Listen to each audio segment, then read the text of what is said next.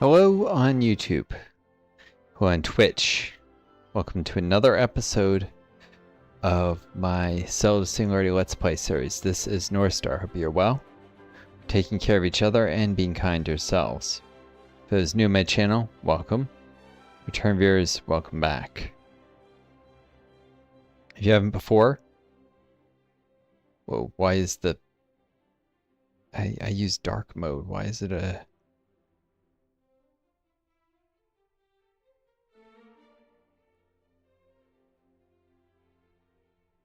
There we go. Sorry. Issue with Twitch. Guess it follows my device default, and I had light mode because it was out and about and I needed it to see my phone when it was in sunlight. Anyways, welcome to my Singularity Let's Play series. This is an edutainment clicker. You can learn about a variety of things, although some of the stuff honestly sounds like just Wikipedia articles and things. But there's always more to explore, always more to learn. And this game plays to that idea.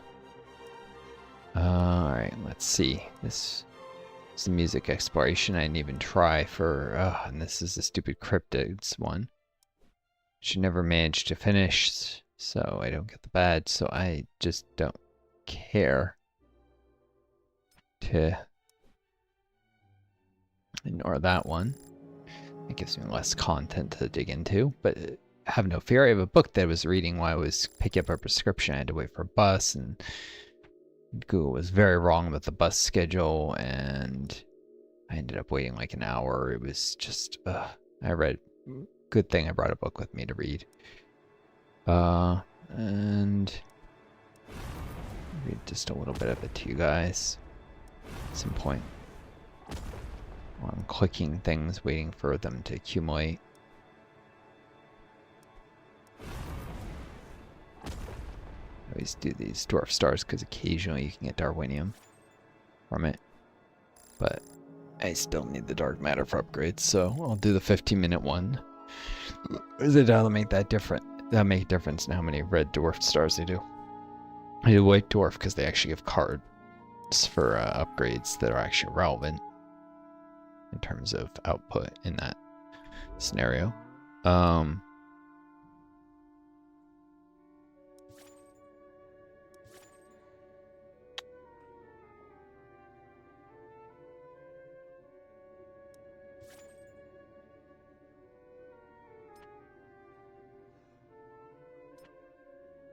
Ooh, accelerate growth. Grab that. Gigantothermy.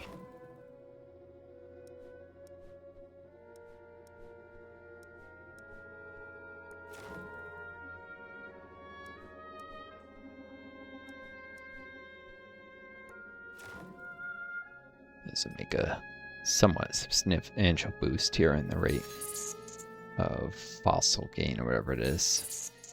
I'm close to getting to 50, 10. I don't know if apparently there's an infinity mode, so maybe I should have been reciting this more often. We'll see. Last thing to do really is to get these Triceratops, Ankylosaur, and Stegosaurus to 500. After which I'll probably reset this, so it might even happen this video, we'll see.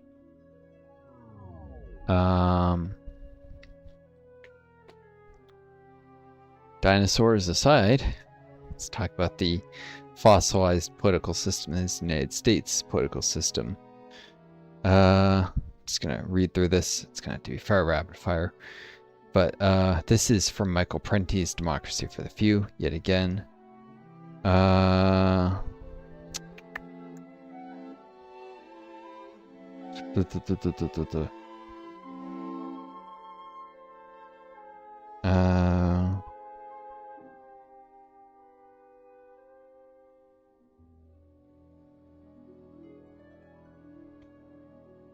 Let's start. This is, I think, close to where I ended before. I talked about U.S. expansionist wars, the history of resistance Israeli taught in schools. I'll reread that last paragraph to give you guys a tie-in to where I said before.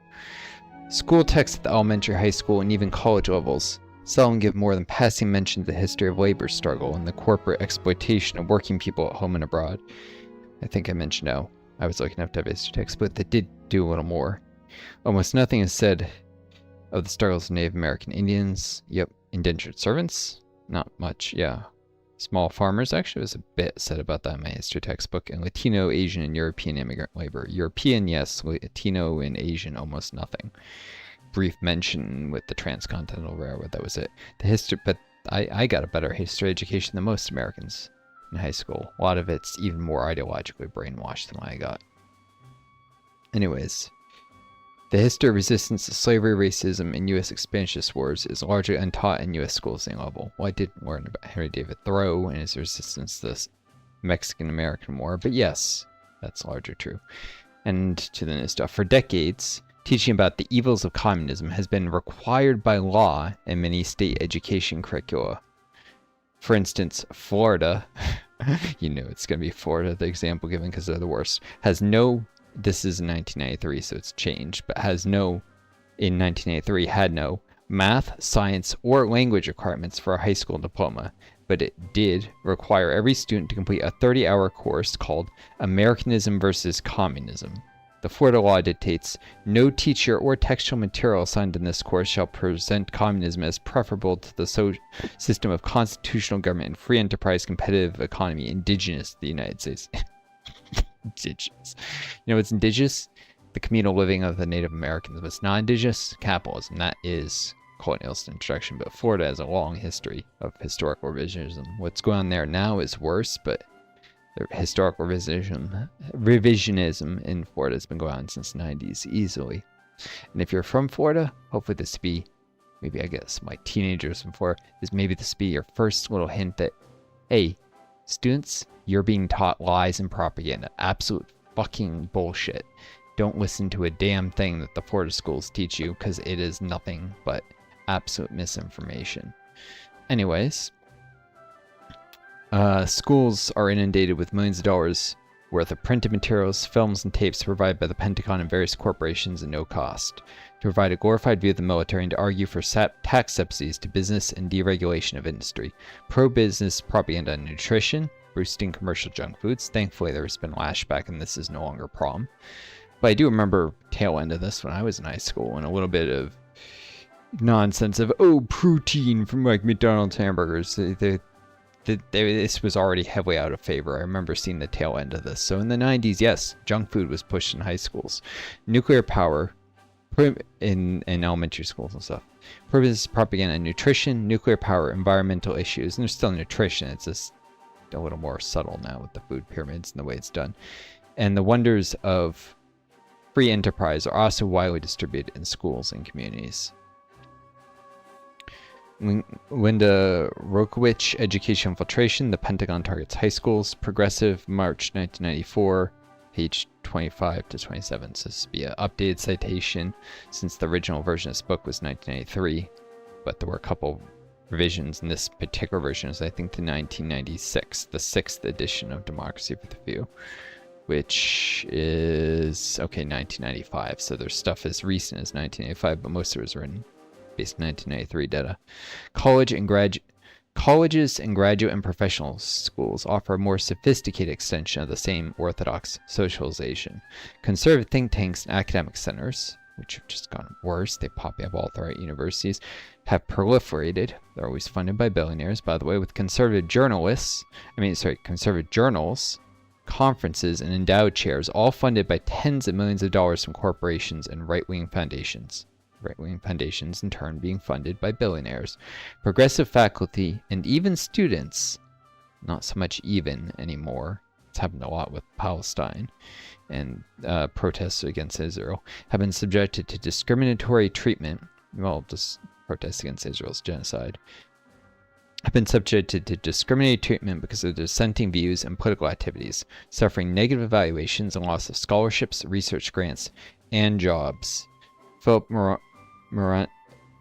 Moranto et al. Guarding the Ivory Tower, Repression and Rebellion in Higher Education. Oh, I was going to add this to my list of books to read, and I forgot to add. Let's do that right now. Guarding the ivory tower. Repression and rebellion in higher education.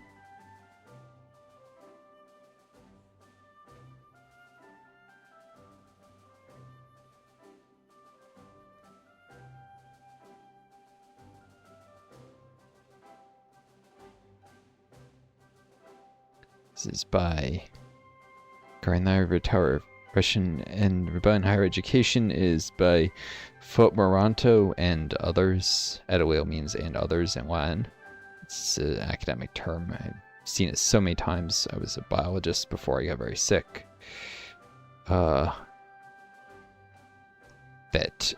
Which is also probably the most progressive of the hard sciences, which is why it's often dysentery is like it's less mathematically. It has less tests, partly because biologists will often point to social inequalities in health when they do health-based research, which is frowned on, but the field as a whole has an academic interest in pointing these things out because it provides a lot of fresh research material that otherwise would be ignored. But they have to be very careful about how strongly they word things. Philip Moranto, 1985, whatever. Anyways, it was published in 1985. Guarding the Ivory Tower. So we'd probably talk about stuff in the 60s and 70s more. If you're curious about, like, student protests and activism in that era. While sometimes portrayed as being above worldly partisan interests, I remember that bullshit in college, the average American university performs a wide range of services, from advanced research to specialized personnel training and recruitment, which are essential to military and corporate interests. The neutral, quote neutral, university has a direct investment link to the corporate structure in the form of a substantial stock portfolio. See Scholars Inc., Harvard Academics and Service of Industry and Government, a report by Harvard Watch, a Ralph Nader Group, Cambridge, Mass., 1988, and Kathleen Hart, Is Academic Freedom Bad for Business? Bulletin of the Atomic Scientists, April 1989.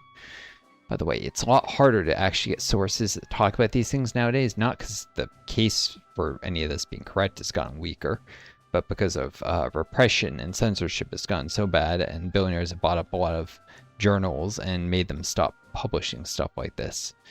So this is why it's so important to go back to older books sometimes.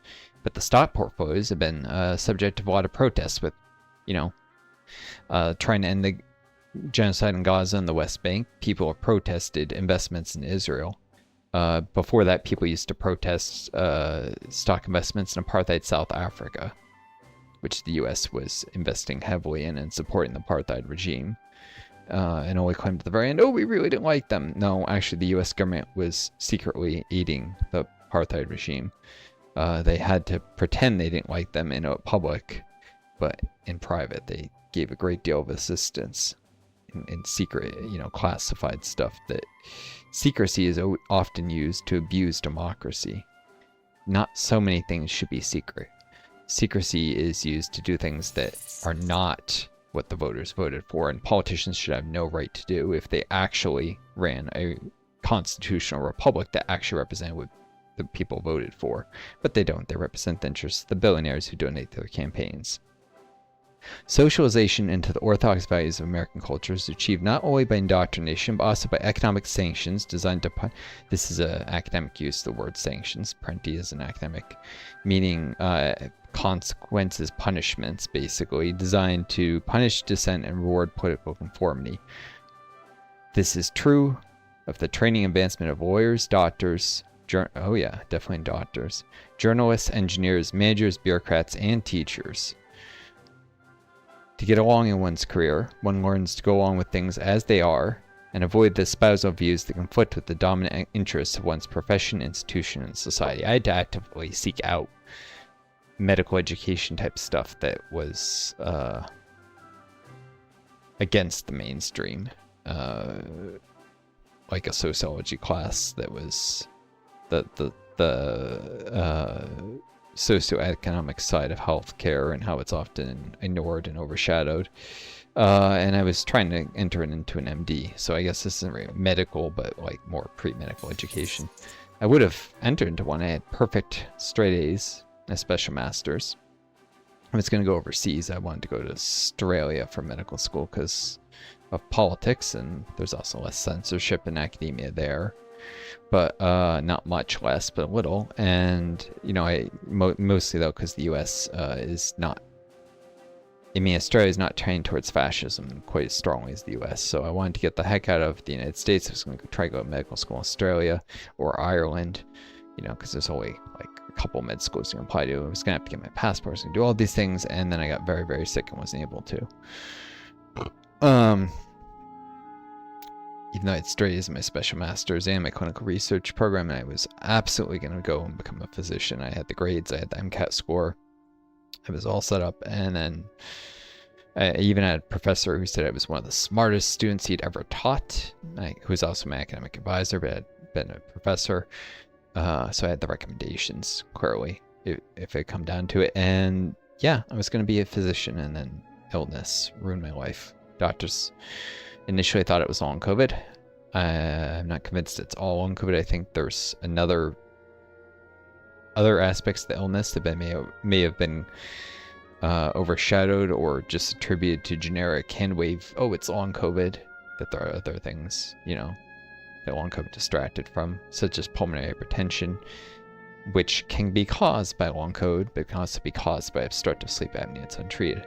In fact, I have 2 risk factors, and they even worked me out for lupus, which would have been a 3rd, but turned out to be negative. There's a very good chance of that. Anyways, another agent of political socialization is the government itself. Government officials prevent leaks of potentially embarrassing information. Oh yeah, and they're prosecuting. Obama was actually one of the worst presidents in this regard. He heavily prosecuted anyone who leaked information. Now Trump's continued that nonsense. The government's gotten worse about this. Government officials prevent leaks of potentially embarrassing information. Information the public should have the right to, by the way, should never have been kept secret in the first place, and flood the public and the media with press releases and planted information. Oh yeah. You can, this is not true just at the US, by the way. The UK had the Information Research Division, which was a secret government agency that produced anti-communist propaganda and planted it in the media. Under the UK, it was, I think, disbanded at some point in the 70s. Orwell worked for the Information Research Division, which was a secret at the time. So when you read 1984 and he talks about wars, peace, and he working for the ministry, whatever, you know, there's the mystery of truth. Yeah, he works the mystery of truth or something. You know, he actually worked for the closest real life version of the mystery of truth. Orwell's job was to spread misinformation and plant anti-communist propaganda. He was paid to do this by the British government, a government that was elected on the policy, by the way, of friendship with the Soviet Union, the Labour government. The Conservatives were openly anti-communist. The Labour government said, oh no, we're going to be friends with the Soviet Union after World War II. And then they turned around and created the IRD before they stepped in the Cold War to first get the public on the side of what they already planned to do, which was to backstab the Soviets. Anyways, hardly a day passes without the president or plain information supporting the viewpoints of officialdom, industry, and the military. Hardly a day passes without the president or some White House official feeding us reassuring pronouncements about the economy and alarming assertions about crises abroad. Although we are often admonished to, quote, think for ourselves, we might wonder if our socialization process allows us to do so. Ideological orthodoxy so permeates the plutocratic culture, masquerading as pluralism, democracy, and the open society, that is often not felt as indoctrination. The worst forms of tyranny are those so subtle, so deeply ingrained, so thoroughly controlling, as not even to be consciously experienced. So the Americans are afraid to entertain contrary notions for fear of jeopardizing their jobs, but who still think they are, quote, free. That is enough for that, but it is a very good book that, you know, I'm reading little bits of you guys in small doses when there's, you know, a little bit of waiting around. It's quicker for the generators to do their thing and generate the points they can use to, I can already grab Stegosaurus. Alright, 120 more mutagen from Anki and Triceratops, and then I'll be done. done with this particular, and I think getting to what might be the final reset unlocks the final Gigantosaurus trait, and I don't know if there's infinity mode after that. I've just been doing it slowly. Here, not wanting to click and reset and click and reset. But I could finish off the Ankylosaurus. Reasonable time here. If I kept resetting the nanobots in the main simulation. Oh, we look at that. I'm already at almost 21 minutes in the stream. Maybe not.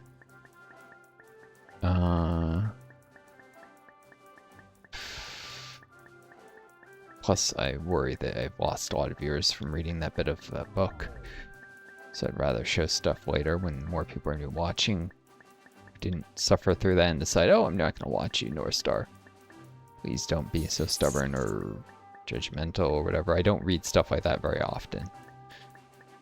Anyone who's still around, but occasionally. This is an edutainment game, so it felt like the right place to maybe read a little bit of literature in while I'm just waiting for this to idle. Because it's an educational game, right? Alright,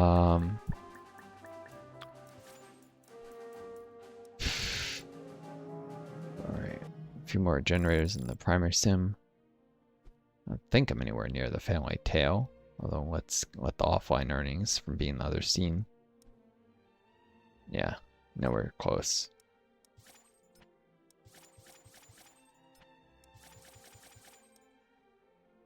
Grab humans, because that one generator counts double.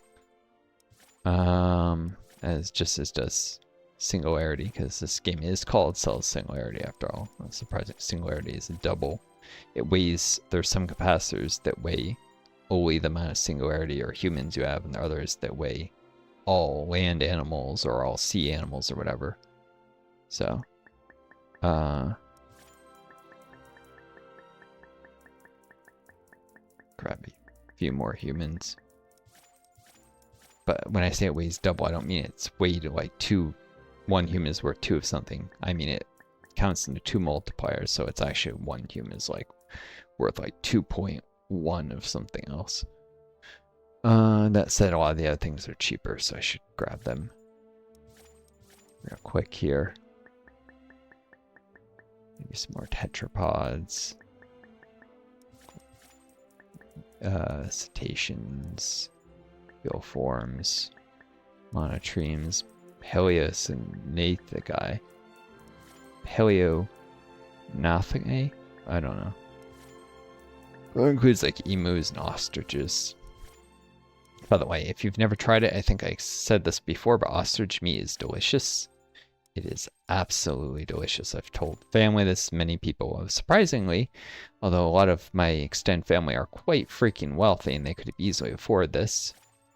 I did it at a Fuddruckers once, but they've never tried ostrich meat. I'm like, try ostrich meat. It is delicious. They're like, I tried buffalo and it did nothing for me. I'm like, yeah, buffalo's not actually that different than beef. It tastes pretty much the same, as a little leaner. Probably a little healthier. Although it depends. There's actually meat, like if you go in the grocery store, they'll sell buffalo and it's usually actually fattier than the leanest beef. And it's more expensive, so why buy it? But ostrich is delicious. Absolutely delicious. Tastes much better than beef, if you ask me. Though I gotta be careful about. I need protein. The doctor wants me to have meat, but I also had about some pretty severe constipation after I ate a bunch more meat. I don't think that's a coincidence. Well, not a bunch more, but somewhat more. Meat, eggs. I worry that some of these things are, because they don't have a lot of fiber, and in eating less fruit to eat more meat may have contributed. I don't know. It's cleared up now after Senna. That stuff is great. I find I'm very responsive to Senicides. Like, you know, they sell these at a store. What's this? Probably doesn't have a name brand, but it probably says name brand, but it says compare to active ingredient X-Lax. Yep. Like X-Lax affects me very strongly, basically.